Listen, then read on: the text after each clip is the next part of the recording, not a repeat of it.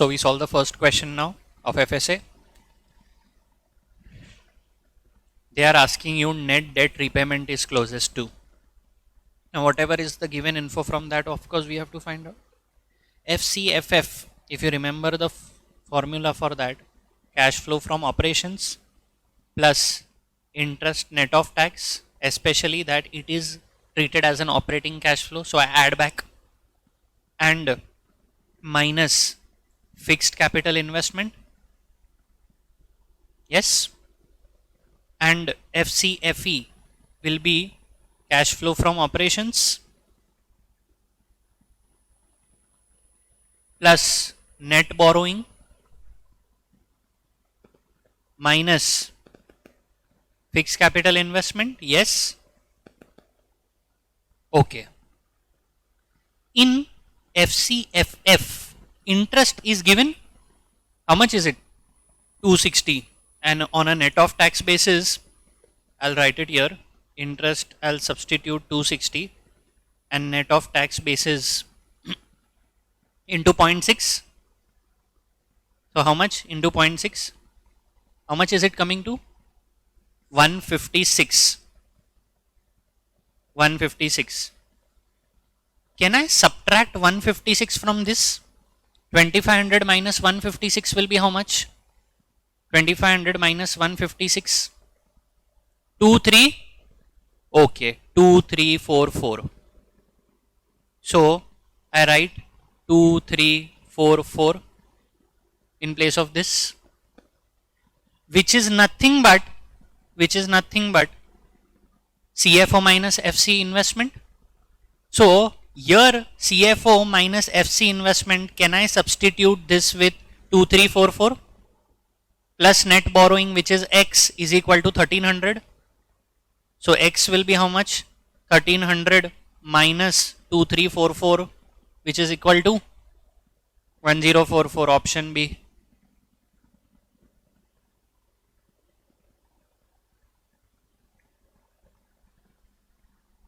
I need to check your method, but I hope you understood this method. I just equated it. CFO minus fixed capital investment, I got 2344. Okay. Yes.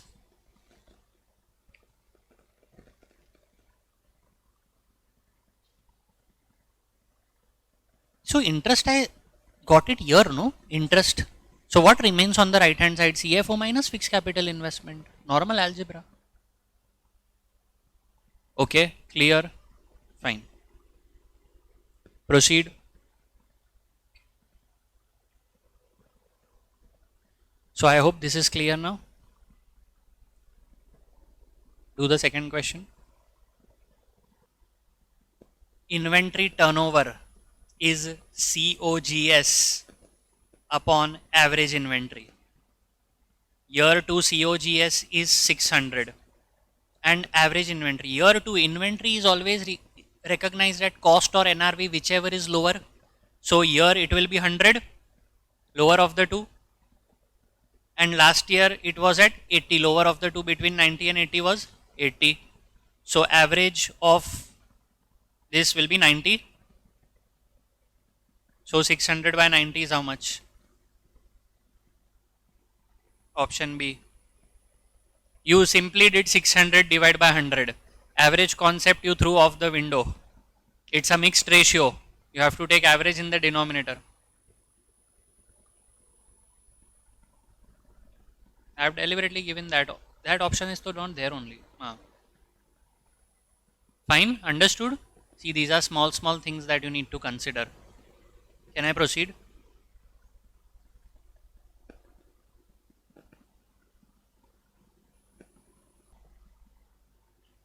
Fine. Earnings for the year 6 months ended 30th June of year 1. Okay. Year 1 up to 30th June, and then earnings for the year ended 31st December of year 1. So year 1 up to 31st December. Then comes year 2 up to 30th June of year 2. What are they asking you? The company's trailing 12 months earnings for the period ended 30th June of year 2. Matlab, they are asking you earnings for this time period. Do you all agree? Okay, fine. Now understand one thing. Earnings for the 6 months ended 30th June of year 1, 2000 means this is this up to 30th June. Earnings for the year ended 31st December of year 1 means from the start of the year 1 up to 31st December, this entire time period, it is 1500. So if entire time period is 1500, here it is 2000, means here it's a loss of 500. Yes? Okay. And 30th June, earnings for the 6 months ended 30th June of year 2 is 200. Okay, fine. So the answer is, what is the final answer? Only this period, no? This constitutes 1 year. So 2200 minus 500, option A 1700. If you are telling me 3700, it is for 1.5 year. I hope you understand that. See, up to 30th June means this one, this negative 500 starts from 1st July.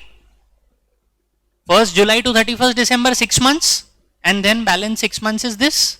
So it constitutes 1 year. So 1700. Okay, fine.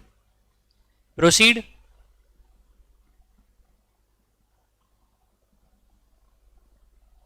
Okay. Now, question based on pure logic, no formulas, nothing. Other operating expenses 4500. This figure is appearing on the income statement as an expense. Now, is it necessary that all the expenses must have been paid compulsory, or some could on an accrual basis also? Could be. Okay, now let's see the logic. Decrease in prepaid expenses. Prepaid expense means last year I must have paid that. So it was a cash outflow last year.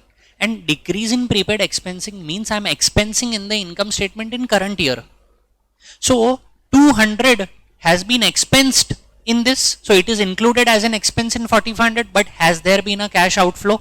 No, there hasn't been. It was there last year only. Last year only the cash outflow happened. So out of 4500, cash outflow to the extent of 200 hasn't happened. And increase in other accrued liabilities. Accrued liabilities means your expense has been incurred in current year, but have you paid? No. So this expense of 300, is it included in 4500 expense? Yes, it is included in your 4500 expense on an accrual basis, but have you paid cash for it? No. So again I subtract it. So 4000 is the answer.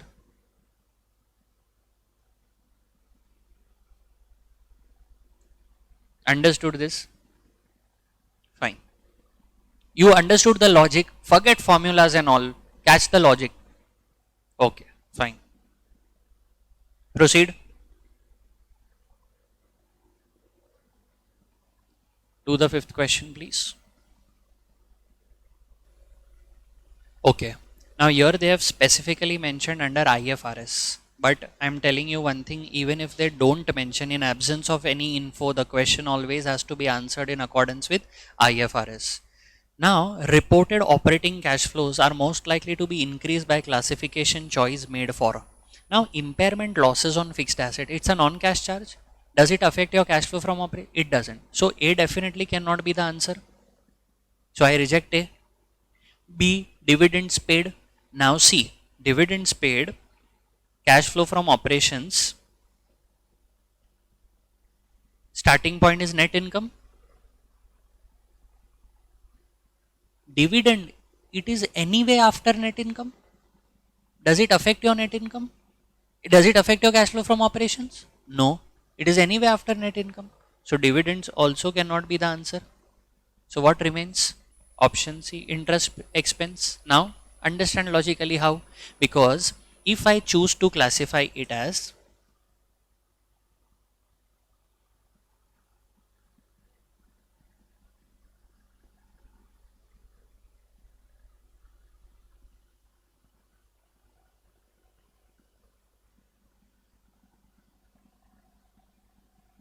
Under IFRS, I have a choice. I can classify interest paid under either financing cash outflow or operating cash outflow. Now, net income. If it is classified as operating, it is anyway subtracted in net income. I don't need to add it back. But if it is classified as a financing, then in net income, I would need to add back the interest because it would be classified as cash outflow under financing activity. So your interest expense classification makes a difference. I hope you understood the concept. Okay, fine. Any other doubts that you have? Okay.